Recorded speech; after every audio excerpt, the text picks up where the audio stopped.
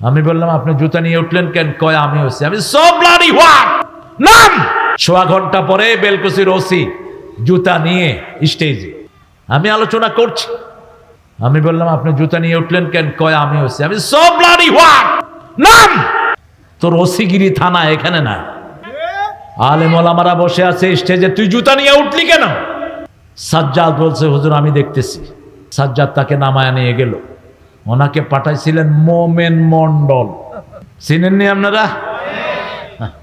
2-4টা পয়সা হয়েছে কোন দিকে উনি বিশাল নেতা হয়ে গেছে। আমাকে প্রথম প্রোগ্রামে ওই বেটাও ছিল, এসপি সবাই। তো এক হুজুর দিছে একটা গজল গাইতে। হুজুর গজল গাইতেছে, যদি কাল বিহানে শোনা যেত আল্লামা সাইদি জেলে নাই।